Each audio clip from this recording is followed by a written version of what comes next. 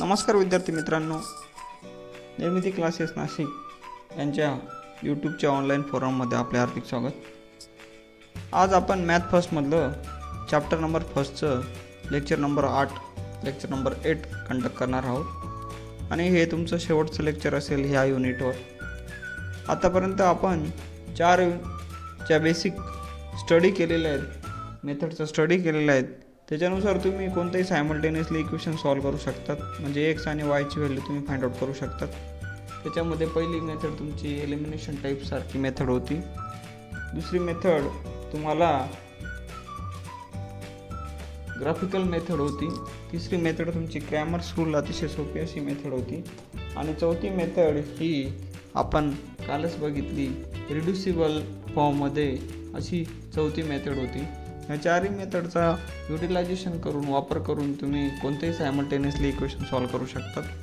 पण आज आपण ॲप्लिकेशन म्हणजे त्याचा वापर कुठे केला जातो आणि डेली लाईफमध्ये असेल किंवा in practice in actual life पुढे एक सामायिक समीकरणाचा वापर केला जातो, कशा पद्धतीने तुम्ही 2 नंबर फाइंड आउट करू शकतात, तर हे खूप महत्त्वाचा असा प्रश्न विचारला जातो.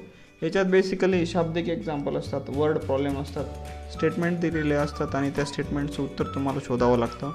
आता बेसिकली ते जे स्टेटमेंट दिलेले असतात तर त्या स्टेटमेंटमध्ये इंग्लिश मिडियमच्या विद्यार्थ्यांसाठी काही कन्सेप्ट असते. म्हणजे प्रॉडक्ट ऑफ द 2 नंबर्स असं काही लिहिलेलं असेल, मे बी प्रॉडक्ट. तर प्रॉडक्ट म्हणजे याचा अर्थ गुणाकार आहे, लक्षात ठेवायचं आहे. खूप महत्त्वाची कन्सेप्ट मी तुम्हाला इथे लिहून देणार आहे. प्रॉडक्ट म्हणजे गुणाकार असेल. काही केसमध्ये दिलेलं असेल सम ऑफ. सम म्हणजे ज्या केसमध्ये तुम्हाला 2 नंबरची ॲडिशन करायची आहे. काही केसमध्ये असेल रेशो. सम मीन्स ॲडिशन.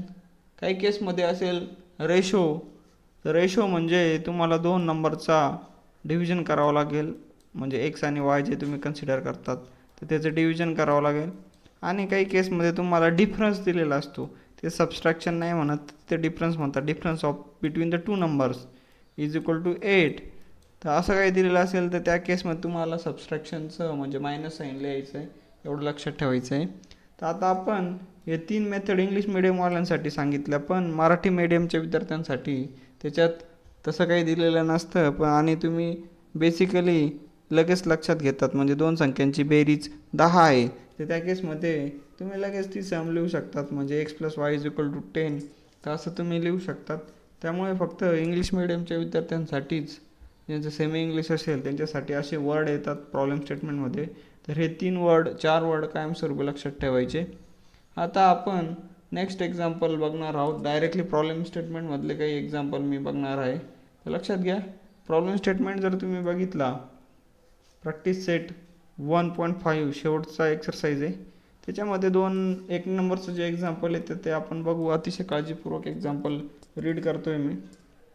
ते एक्झाम्पल असं आहे की इथं 2 संख्यांमधील फरक 3 असून, बघा फरक दिलेला आहे. म्हणजे तुम्हाला आता लक्षात येत असेल की फरक म्हणजे डिफरन्स तुम्हाला दिलेला आहे. आणि इथे इंग्लिशमध्ये मी रीड करतो, द 2 नंबर्स डिफर बाय 3. म्हणजे दोघांमधला 3चा डिफरन्स आहे. म्हणजे कोणतेही नंबर येऊ शकतात, ते तुम्हाला आता माहीत नाही आहे. फॉर एक्झाम्पल घ्या 10 आणि 7, 10 आणि 7 दोघांमधला फरक किती आहे आता? 7. 3च आहे. म्हणजे ते नंबर असू शकतात का? हो, तर ते पण असू शकतात. पण एक्झॅक्ट ते नंबर कोणते ते तुम्हाला शोधायचे आहेत. असे असंख्य नंबर असू शकतात पहिल्या स्टेटमेंटवरून. फॉर एक्झाम्पल 2 आणि 5, तर त्या दोघांमधला डिफरन्स पण किती आहे? 3च आहे. म्हणजे याच्यावरून तुम्हाला काही आयडिया क्लिअर होत नाही. पण पुढचं स्टेटमेंट जर रीड केलं तर तुम्हाला परत लक्षात येतं, हे पहिलं स्टेटमेंट आपण याच्यावरून एक इक्वेशन तयार करू शकतो. असून मोठ्या संख्येची तिप्पट आणि लहान संख्येची दुप्पट यांची बेरीज 19 आहे. अतिशय कॉम्प्लिकेटेड नाही म्हणता येणार, तर अतिशय शिस्तीत हे एक्झाम्पल तुम्हाला दिलेलं दिसतं. तर बघा, याच्यामध्ये जर तुम्ही बघितले, the sum of twice of the smaller number and thrice of the greater number. म्हणजेच काय की तुम्हाला या दोघांवरून हे 2 जे तुम्हाला स्टेटमेंट दिलेले असतील, तर ह्या 2 स्टेटमेंटवरून तुम्हाला इक्वेशन तयार करायचे आहेत. आणि ते इक्वेशन तयार करून ते 2 नंबर तुम्हाला शोधायचे. याच्यावरून तुमचं एक गोष्ट लक्षात आली असेल की each and every example practice set 1.5 किंवा जे शाब्दिक किंवा वर्ड प्रॉब्लेम किंवा ॲप्लिकेशन प्रॉब्लेम असतील, तर त्या प्रत्येक एक्झाम्पलमध्ये तुम्हाला 2 इक्वेशन तयार करता यायला हवेत. प्रत्येक एक्झाम्पलमध्ये तुम्हाला 2 इक्वेशन करता यायला पाहिजे. तरच तुम्ही ते एक्झाम्पल सॉल्व्ह करू शकतात. अदरवाईज हे एक्झाम्पल तुम्ही सॉल्व करू शकत नाही. पुढे भविष्यात जर तुम्ही हायर एज्युकेशन किंवा स्पर्धा परीक्षांचा अभ्यास करतात तर त्या केसमध्ये तुम्हाला अशा पद्धतीचे एक्झाम्पल हे विचारले जातात. त्यामुळे हे खूप महत्त्वाचे एक्झाम्पल आहे. याच्यामध्ये खूप लॉजिक तुम्हाला डेव्हलप करायचं आहे, विचार करायचा आहे. आधीचे जे 4 प्रॅक्टिस सेट असतील तर त्यामध्ये कम्पॅरेटिव्हली कमी विचार किंवा कमी लॉजिकने सुद्धा तुम्ही एक्झाम्पल सॉल्व करू शकत होते. पाठांतरांचा बेस ह्या एक्झाम्पलला कामात पडणार नाही, कारण परीक्षेमध्ये हे एक्झाम्पल लाखो पद्धतीने विचारू शकतात. म्हणजे 2 संख्यांमधील फरक 3 आहे, कदाचित 4 पण करून ते एक्झाम्पल वेगळं करू देऊ शकतात. तर लक्षात घ्या बेसिक कन्सेप्ट. आता हे एक्झाम्पल सॉल्व करण्याची सर्वात पहिली आणि बेसिक कन्सेप्ट मी सांगतो की आता तुम्हाला एक्स कन्सिडर करायचं आहे प्रत्येक एक्झाम्पलमध्ये आणि वाय कन्सिडर करावं लागेल. मी डायरेक्टली एक्झाम्पल सॉल्व करतो आहे. याच्या काही स्टेप असतील तर त्या स्टेप मी तुम्हाला सांगेल, ते तुम्ही लिहून घ्यायचे आहेत नोटबुकमध्ये. तर प्रत्येक वेळेस नंबर कन्सिडर करायचा. आता एक्स जो आहे तर तो ग्रेटर नंबर आपण कन्सिडर करू, ग्रेटर. मी तर फक्त जी लिहितो, मोठा अंक, आणि स्मॉलर जो असेल यस तर त्याला वाय म्हणू. आणि ईच अँड एव्हरी एक्झाम्पल, प्रत्येक एक्झाम्पलमध्ये असं नाही लिहायचं, तर क्लिअरली मेन्शन करायचं की let the greater number be x. काय असू शकतो तो? एक्स असू शकतो. And the smaller number is y. मराठीत लिहू शकतात तुम्ही, आणि तुम्हाला लिहावं लागतं की मोठा जो नंबर असेल, मोठी संख्या एक्स मानून आणि छोटी संख्या, लहान संख्या वाय मानून.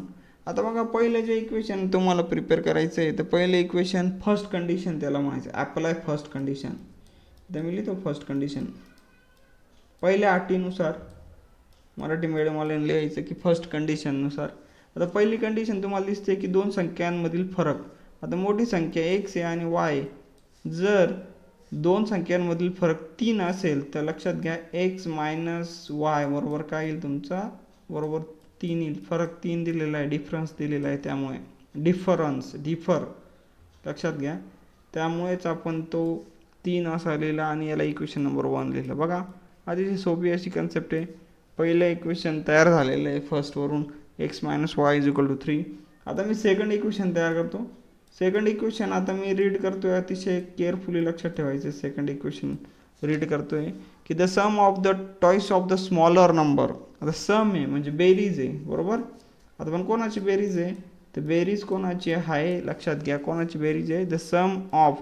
त्यामुळे मी ते समला राऊंड करतो. कशाची? Twice of the smaller number. लक्षात घ्या, twice of the smaller number and thrice of the greater number. आता ग्रेटर नंबर आपण एक्स कन्सिडर केला आहे, म्हणजे त्याच्यात तिप्पट किती येईल? 3x.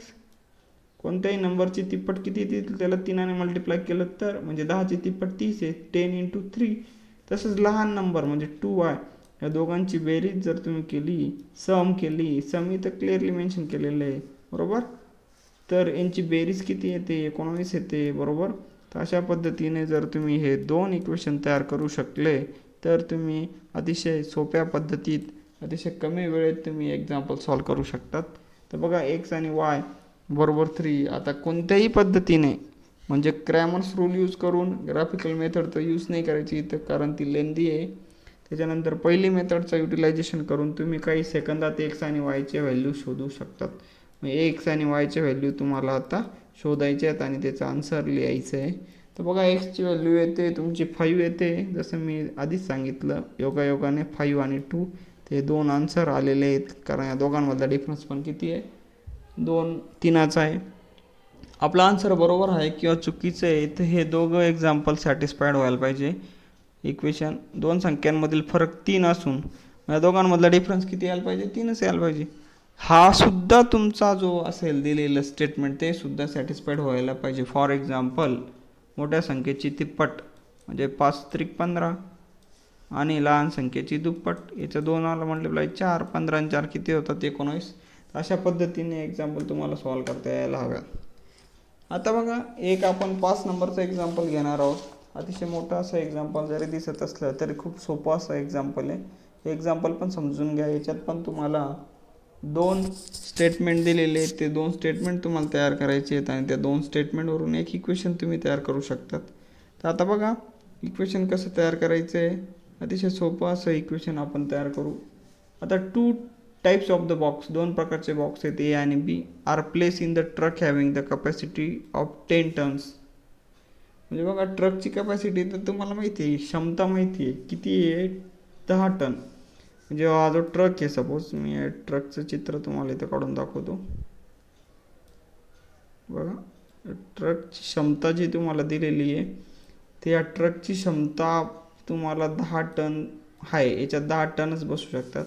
काय इथे पेट्या आहेत, कोणत्या पेट्या आहेत तुम्हाला दिसत आहेत, ए पेट्या आहेत आणि बी पेट्या आहेत, बरोबर. या दोघांची ॲडिशन करावीच लागेल तुम्हाला, बरोबर. या दोघांचं मिळून याची क्षमता आहे 10 टन, बरोबर.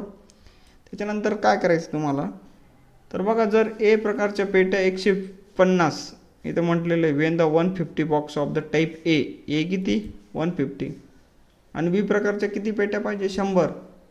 तर ह्या दोघं ॲड केल्यानंतर क्षमता अगदी पूर्ण होते, लक्षात घ्या. क्षमता अगदी काय होते तुमची, पूर्ण होते. आता बघा, but when 260 boxes of A type are loaded in the truck, it can still accommodate the 40 box of the बी.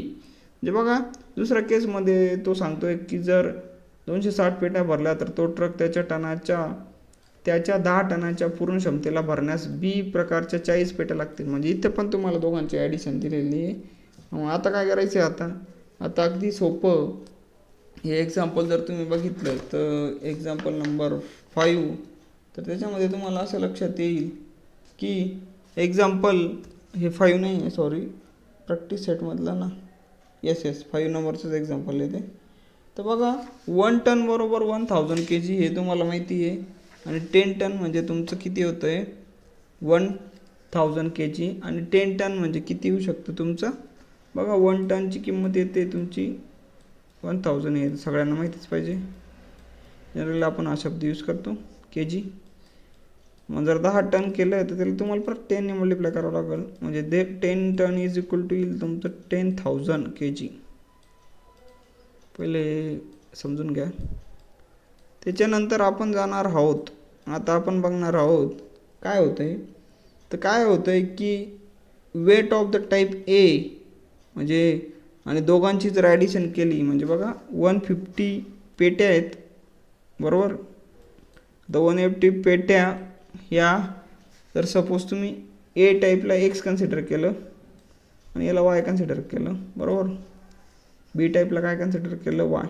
तर याला जर एक्सने मल्टिप्लाय केलं, लक्षात घ्या, याला जर कन्सिडर केलं तुम्ही एक्सला, तर याचं मल्टिप्लिकेशन केलं 150 बॉक्स आणि इथे तुम्हाला 100 बॉक्स म्हणजे 100 वाय. दोघांचं मल्टिप्लिकेशन केलं तर तुम्हाला एकूण जे वजन येईल ते येईल, वेट येईल, आणि ते 10 टन आहे. म्हणजे आता आपण ते जनरली kg मध्येच काढू, बरोबर. म्हणजे बघा अशा पद्धतीने एक इक्वेशन तयार होईल. आता थ्रू आउट जर या इक्वेशनला 100ने डिवाईड केलं, 100ने नाही 10ने पण डिवाईड केलं, तर हा 0 0 कॅन्सल होऊन जाईल. म्हणजे हा 15x प्लस काय येतो तुमचा 10y इज इक्वल टू, इथला एक 0 कॅन्सल होऊन जाईल आणि 1000 येईल. त्याला इक्वेशन 1 कन्सिडर करायचं.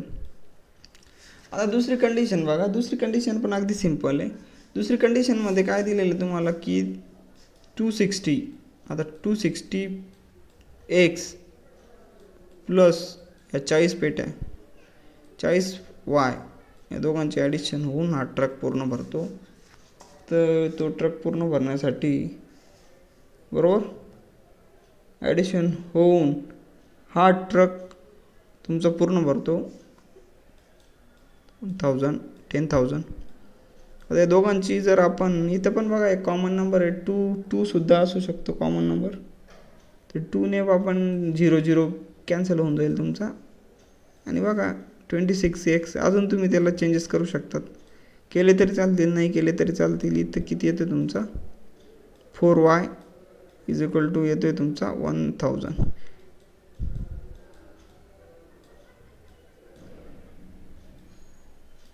बरोबर. तर 4ने पण तुम्ही डिवाईड करू शकतात, किंवा अशा पद्धतीने इक्वेशन 1 आणि इक्वेशन 2 तयार झालेलं आहे. हे दोघं इक्वेशन जर तुम्ही तयार केले तर तुमचं असं लक्षात येईल की या दोघं इक्वेशनमध्ये आता हा आता किती आहे 26x आहे, इथं 4y क्रॅमर रूलचा जर यूज केला तुम्ही तर तुम्ही अतिशय इझिली एक्झाम्पल सॉल्व करू शकतात आणि एक केसमध्ये एक्स आणि वायच्या व्हॅल्यू तुम्ही शोधू शकतात. तर बाकीचे जे एक्झाम्पल असतील हे तुम्हाला सॉल्व करायचे आता इक्वेशन 1 आणि 2 आणि बाकीचे जे इक्वेशन असतील तर ते सुद्धा तुम्हाला सॉल्व करायचे आहेत बाकीचे रिमेनिंग एक्झाम्पल.